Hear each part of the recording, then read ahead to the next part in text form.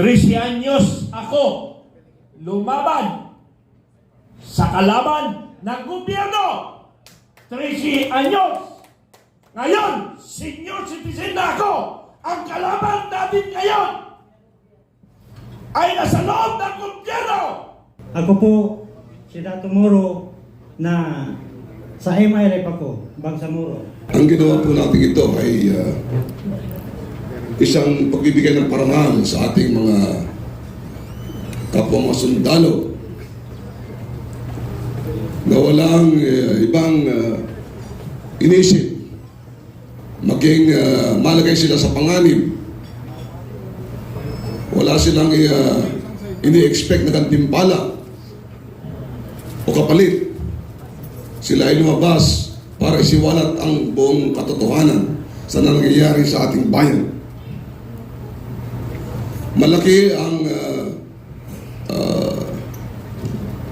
kapalit nito sa kanilang seguridad. Kaya nga wala sila ngayon dito dahil inaalagaan din natin ang kanilang physical security. Maging ganun pa man, dito natin nakikita ang isang Pilipino o mga Pilipino, kundi mga sundalo na hiyandang ialay ang kanilang buhay para sa ikabubuti ng ating bayan. Marami nagsasabi sa kanila na sila raw ay dishonorable discharge. Pero hindi po yun ang issue. Sinisiraan sila, minamaliit. Pero hindi po yun ang issue. Ang issue po ay ang pagnanakaw ng ating mga politiko, ang mga leaders natin na ating pinagkatiwalaan. Kaya itong pagpapatuloy na ganito nangyari sa ating bayan ay isang nakakapanlumo. Dahil kung sino pa yung sasabi ng totoo, katotohanan, sila pa yung inaakusahan, sila pa yung inaalipusta, sila pa yung tinitreaten. Yung mga nag-utos sa kanila, yung mga nagpadala ng mga maleta, at saka yung mga tumanggap ng mga maleta, yun dapat ang kinakasuhan, yun dapat ang inaalipusta natin, yun dapat ang kinukulong. Hindi itong mga taong inutusan lamang para magdala ng maleta.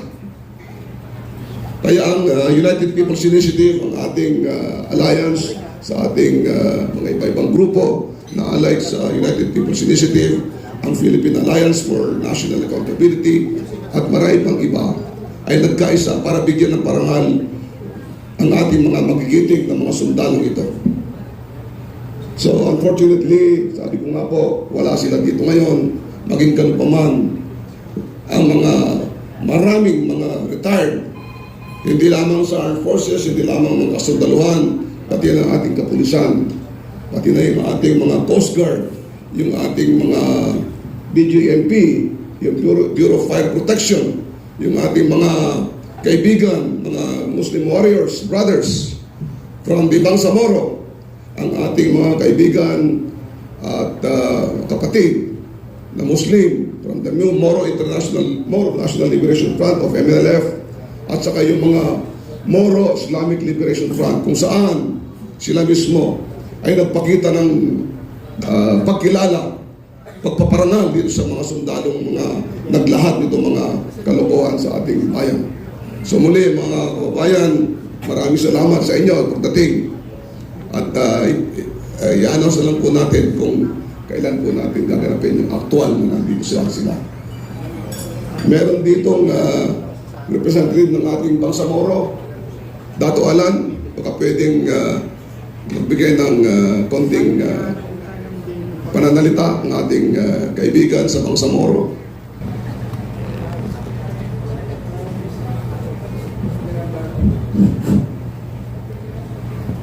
A'udzubillahi minasyaitonirrajim. Bismillahirrahmanirrahim. Subhanaka la ilma lana illa ma 'allamtana innaka antal alimul hakim. Wa ba'd. Assalamualaikum warahmatullahi taala wabarakatuh. Ako po ay magpapasalamat sa tipon-tipon na ito. Una-una, tayo po ay magpapasalamat sa Panginoong Allah na siyang lumikha ng sangkatawan at sanlibutan. Tayo po ay magpapasalamat sa mahal ng Allah na binigyan tayo ng pagkakataon na magtipon-tipon sa araw na ito upang ipahayag ang karapatan ng bawat mamamayan. Ako po, si Dato Moro, na sa MILF ako, Bangsamoro. Pero naging presidente rin ako ng batch training ng Army Reserve. Presidente ako ng batch namin.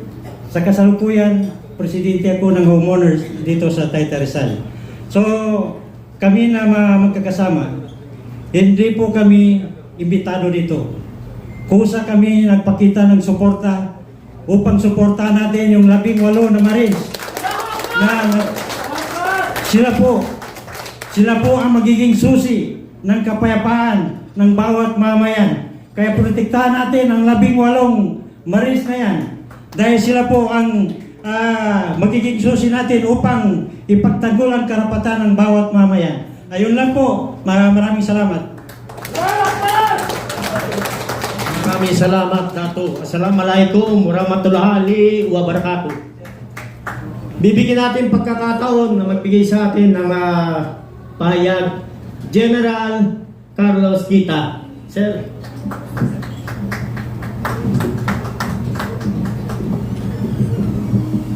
Maraming salamat sa inyong lahat sa pagdalo niyo dito sa event na ito.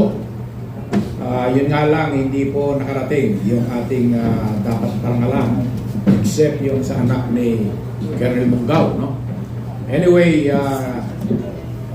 bakit kami nandito at bakit patuloy ang aming laban? May nagtatanong nga sa akin, no? Ilang beses lagi yan, tinatanong, Sir, retired ka na. Sabi mo nga, 68 years old ka na, and yet, dito ka. Oo nga, yun ang irony, no? Nung kabataan ko, hindi naman ako sumasali sa mga ganito.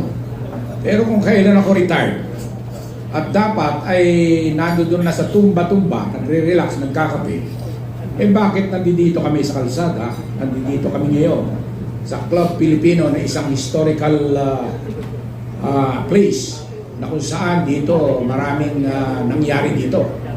Yung 1986 EDSA Revolution, maraming pag-meeting dito. So, bakit nga ba?